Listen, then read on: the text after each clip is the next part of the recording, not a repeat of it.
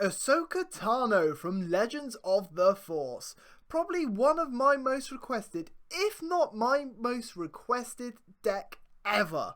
I'm not going to lie to you. Trying to build a consistent and fun set 5 Ahsoka Tano deck almost broke me. It got to the point where even I was thinking it's not possible. I tried building Ahsoka in every colour you can imagine, with all the different combos, with all the different bases, and nothing was working. That was until I had one last punt, and I thought, let's pair her up with the rare 25 health base green base, and my word did it work! This is by far my most consistent, effective, and fun set 5 Ahsoka build. But before we jump into the leader, the base, and how the deck likes to play, if you enjoy StarWarsUnlimited content, that includes deck building videos, gameplay videos, box openings, and some other stuff that I'm going to surprise you with soon, make sure to like and subscribe, because I don't want you to miss out, and it really does help the channel out. I've actually got an announcement for everyone, so I'm actually launching a Discord server, so if you're interested in StarWarsUnlimited, and you're interested in the deck building, sharing those decks with myself, trying to find people to play, and just want to be part of a really cool community, then make sure to join my Discord. With the launch of my Discord server as well, I've got many exciting ideas to come. For example, one of them is I want to start featuring your guys' decks. Yes, your builds. I want to film a video on it and I want to use it. To make that work, you need to share that with me in the right channel on my server. So if you want to have your decks featured and, well, just be part of an amazing community, make sure to join. With that being said, let's crack on to this deck. So kicking things off for this deck is, of course, Ahsoka Tano. So Ahsoka's got an ability. Action, you can use the Force, and if you do, exhaust her and give a friendly unit Sentinel for this phase. A pretty cool ability, right? However, it's really slow, so trying to build a deck around this was really tough. I found the issue with people trying to build Ahsoka is that they go really force heavy trying to get this ability online. You're kind of actually just better kind of ignoring this ability and using it at really important moments. Like if they've suddenly got a big swing on the board, Sentinel, a small unit, absorb that attack. So yes, it's not the best ability, but at the right moments I found it can actually be really clutch. When she deploys, she comes out on 6 resources and she's got a 5-6 stat line and reads, on attack, you may give a friendly unit Sentinel for this phase. So even though it's the same ability, my word, having it on attack is so much better. Because you can just attack into base for 5 and either make herself Sentinel or something else Sentinel. I actually found when she deploys, that ability was actually really nice and actually won me quite a few games because you can actually end up absorbing some really powerful attacks by sacrificing your small units or by sacrificing your own leader. And this ability once she's out is infinitely better than this one just because you don't have to use the Force and it's on the attack, so you can do 2 things at once, which is just gorgeous. To pair up with our Ahsoka, we've gone for the 25 health Mystic Monastery.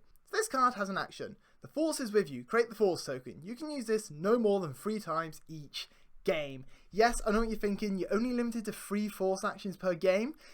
Yeah, that's kind of annoying when you've got a Force action leader. However, the biggest issue I found with people trying to build Ahsoka and myself, and the reason I was stumbling, is because I was trying to build a Force heavy deck to make this action go live. And I came to a bit of a realisation with her. I thought, why not just build a really strong deck that tries to use the Force at really key moments? And not just that, how about we make a deck that can guarantee I'm going to have that Force online? And that is exactly what I've done. There's a few cards in this deck that really need the Force online, so if we can just guarantee to have it, it's so good for us. And worst case scenario, you can guarantee it so you've got Ahsoka's action online, meaning you can Sentinel something at a really key point. As we go through the deck, I'll show you when you want to use this Mystic Monastery and when you want to use the Ahsoka ability. So with our base and our leader done, let's crack on to this deck. So kicking things off for the ground units is a 2 cost, and we've gone for 3 Battlefield Marines. This card, even though it came out in set 1, is still such a good turn 1 play. Just a simple 3 attack, 3 health, super solid stat line. Because we don't need a Force unit to get the Force online, it allows us to play really strong cards like this. So we're able to just skip over the fact we have to play weak turn 1 Force units, and we can just go bang straight from the get-go. Moving on to our next 2 costing ground units, we've gone for probably the best turn 1 Force play in the game. That is 3 Yaddles. I know we don't need turn 1 Force plays, but my word, this card's just too good not to use. So it's 2 attack, 4 health with Restore 1. It's pretty solid already, but it also reads, On attack, each other friendly Jedi unit gains Restore 1 for this phase. That ability is why she came in here, because we've actually got quite a few Jedi units, so if you just attack her immediately, it just means you're suddenly getting a lot of Restore on board. Not just that, the 4 health means she's going to stick around a lot longer than you may think, and that Restore 1, because you've only got 25 health base, actually comes up a lot more than you may think. Okay, and moving on to our next 2 costing ground unit is a unit that pairs beautifully with this base. To be able to guarantee us to have the Force turn 1 going into turn 2 is absolutely gorgeous. And that's because this card is free Jedi Counselor. So this card is 1 attack, 4 health, which reads action, use the Force and exhaust him, and play a unit from your hand. It costs 2 less. And because of this base, we are guaranteed to do that turn 2. You may be thinking, what if they do a bit of removal on him? Then, you know what? Perfect. Power the dark side this card. I do not mind, because that means a very strong bit of removal has gone from their hand. But the biggest issue of Jedi Council normally is just getting that Force online. But you can just go turn 1, activate Mystic Monastery, here's my Force, and play 2.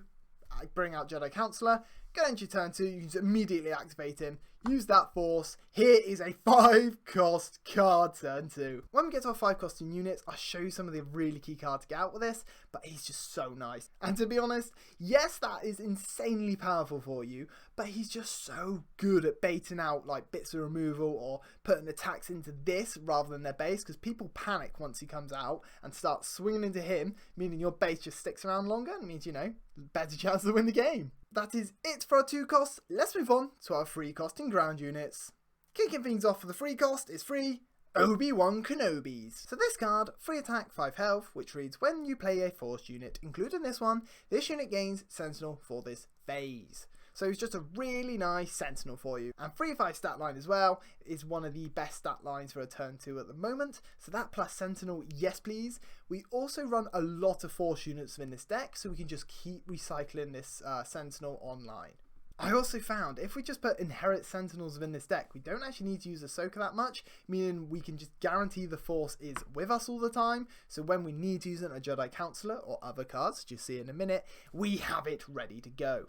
Moving on to our 4 costing, yes 4, we've only got 1 free costing ground unit, that's because we actually run a few free costing space units, and not just that, because we've got Jedi Counselor, we look to skip past the free resources most of the time, and that is free Kanan Jarrus. I had to put Kanan in here, he's just such a good card to play out in the 4 resources. Because that 5 health, he sticks around for quite a while also swinging for a lot, and he's also got a really nice ability. That ability reads, on attack you may discard 1 card from the defending player's deck for each friendly Spectre unit. Heal 1 damage from your base for each different aspect among the discarded cards. So to sum him up, he discards from their deck and he heals. And he's a super solid stat line. Like, why wouldn't you put him in here? You'll be surprised how much work this card can do for you, and we have got another Spectre card within this deck, meaning you can get the 2 discards quite regularly and actually heal quite a lot. And moving on to our next 4 costing ground unit is one that also pairs beautifully with Mystic Monastery. That is free Eve Koff. So this card is 5 attack, 4 health. You know, that's alright, but more importantly, when defeated, you may use the Force. If you do, put this card into play as a resource. Yes, he's a bitter ramp for you. What I absolutely adore about this card within this deck is, well, of course, with our base, we're pretty much guaranteed to have the Force online, so he's always going to be able to be ramped if we need it. But not just that, it really makes them think. Because they think, if I take him down, they're going to be able to ramp into their Ahsoka even faster. However, if we don't take him down, he's just got a Force unit that's going to keep hitting me for 5.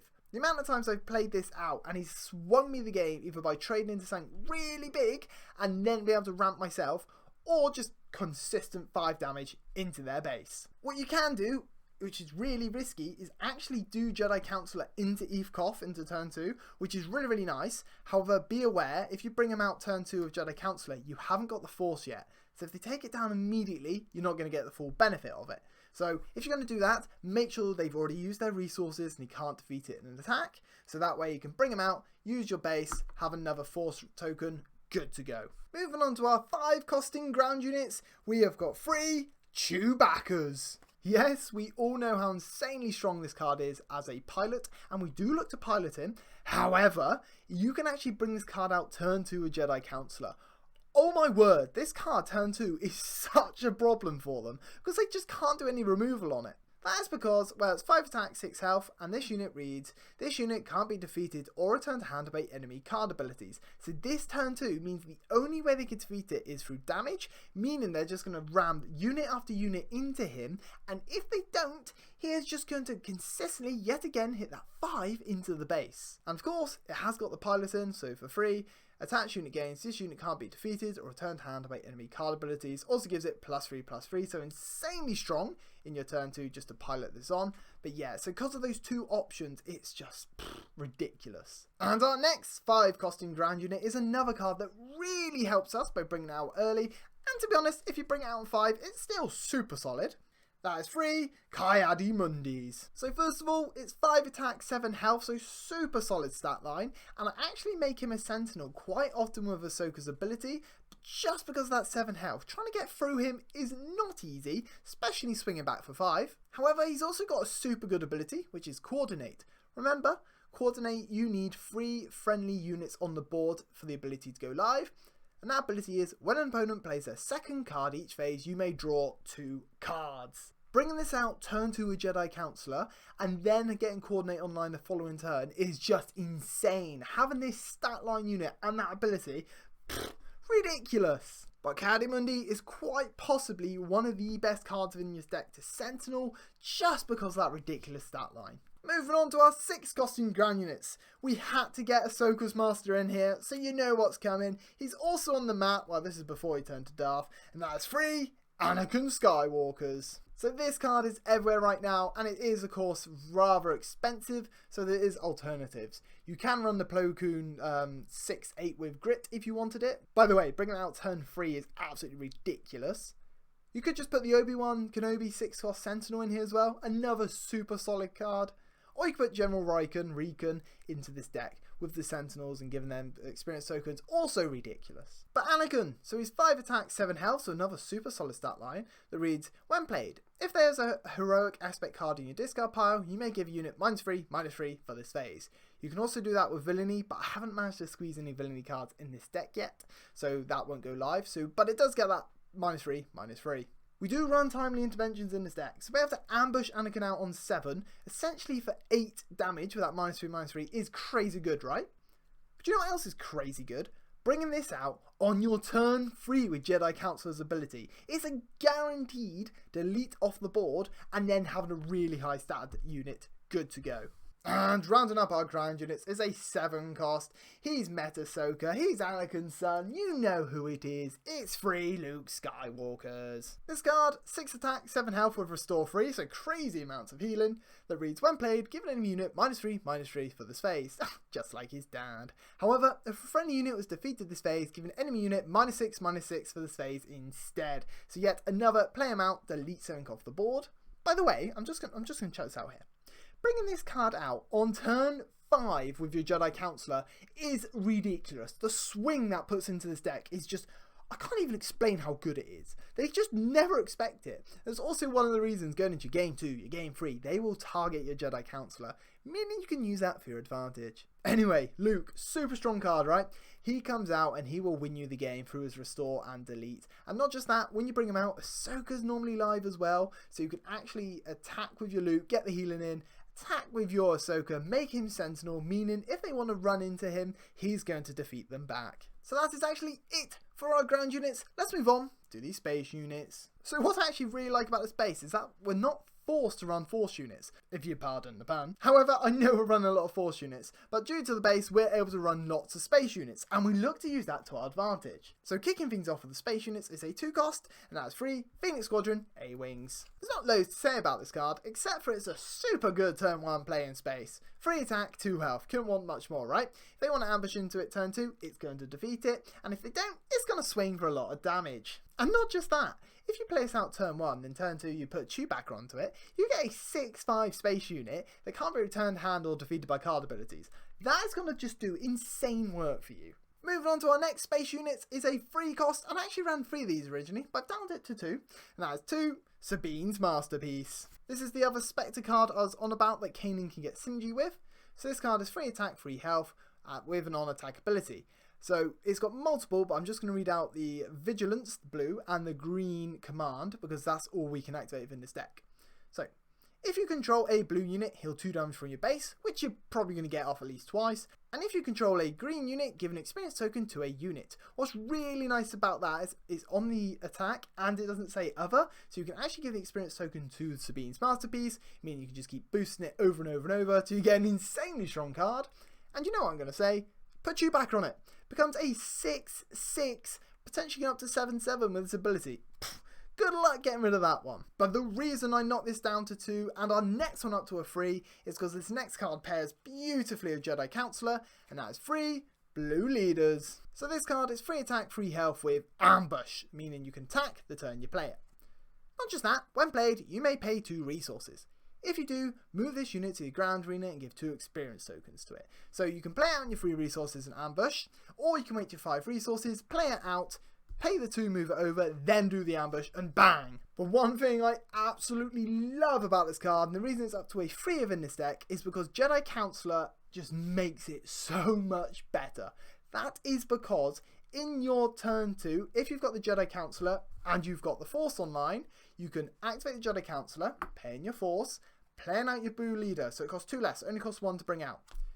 Because it only costs 1 to bring out, you've got 2 resources left. So you can pay the 2 and actually move it into the ground and ambush. So on your turn 2, you can ambush, clear their unit, and then have a 5 attack unit good to go and they've got nothing on the board. How insane is that? And rounding up our space units is an 8 cost, and that is 1 home 1. So I'm going to be honest, I'm already thinking about putting this up to a 2 just because it's such a good late game card. However, I think the other needs to go into the side deck for now. Anyway, this card, 7 attack, 7 health with Restore 2. Nice bit of healing again for you. And each other friendly unit gains Restore 1. So, oh my word, will you heal a lot?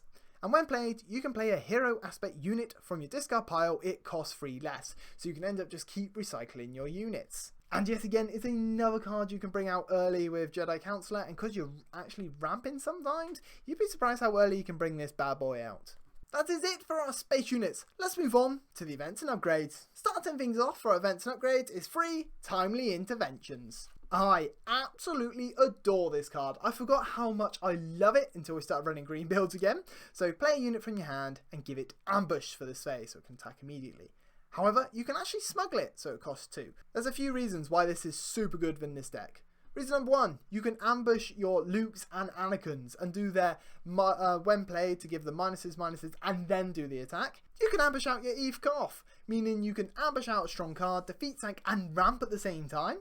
And on top of that, if you really want to, you can ambush things like your Kanan, your Battlefield Marines, something like that to just clear Sank off the board because it's got solid stat lines and it will tend to survive.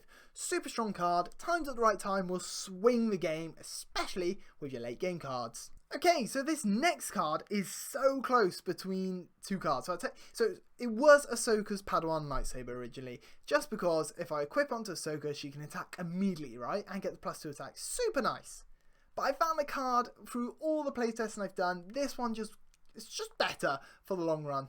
And that is 2 General's Blade. The reason I found this card was better just because of +3/+3, right? Because you can just put that onto anything. If you go turn 2 Chewbacca ground unit, 5 attack, 6 health that can't be defeated, and then you put General's Blade onto it, making it 8/9, oh my word, that'll just win you the game. Like, they can't do anything about that. This card also reads, attach a non-vehicle unit. If attached unit is a Jedi, which a lot of our deck is, on attack, the next unit you play this phase costs 2 less. So it's a walking Jedi Counselor. But if you wanted to try out the Ahsoka's Padawan lightsaber yourself, or the Jedi lightsaber, I won't blame you. To be honest, you can kind of switch them around, it's up to you. But for me, this one came out the most in my playtesting. Moving on to our 4 costing events and upgrades. It's a blue deck. We need a bit of removal, and probably one of the best bits of removal. That's 3 Fell the Dragon. This card simply reads, defeat a non-leader unit with 5 or more power. Simple as that, right? Boom, defeat something. So the reason I haven't got something like Shatterpoint in here is because Shatterpoint needs the Force. And because we've got very limited amounts of the Force with this base, I found we just ran out of Force. Especially because if you're activating Jedi counts earlier, then you're doing an Eve Koth, then it gives you 1 spare to do the Ahsoka leader ability with. So I just like having that one available. Especially because that Sentinel ability will come up at some point to save you. So for those reasons, and well, this card's just super good anyway, I had to put it in here, and out of 3 I found was perfect. Moving on to our next event upgrade is a 6 cost, and that is 1 Rivals Fall. This card simply reads, defeat a unit. The reason this card is in here is because, let's be honest, this Ahsoka doesn't have the best stat line, right? So if they play out their leader, which probably will come out the same turn as Ahsoka, you want to just get rid of it. If you have to just delete their leader out of the game and leave it with your Ahsoka on board, you're probably going to win. And not just that, I like having a 1 Rivals 4 in my deck, just for the sheer reason it does come up. And rounding up our main deck is 2 U-Wing Reinforcements. Still a super strong card because you can search for your Anakins and your Lukes, search the top 10 cards of your deck for up to 3 units with combined cost 7 or less, and pay each of them for free. Then you put the bottom of your deck in a random order. Due to the reason it can just bring out those super strong cards out of nowhere, and due to the reason you can just spam out a load of units if you need, it's just super good. Such a good card. The only thing sometimes is you search the top 10, you hit all your removal and you're looking for a bit, and then you put it to the bottom of your deck and it's like, happy days. And if you see my live stream game when I played in that Birmingham tournament, you see me U-wing all my removal to the bottom of the deck. Oh, that was painful. But 9 times out of 10, this card will help you. That is it for the main deck. Let's move on to this side deck. So instead of just a flat out side deck, I thought I'd do something a bit different. I'll do cards that I think are really good and strong cards if you want to add into this deck or try them out.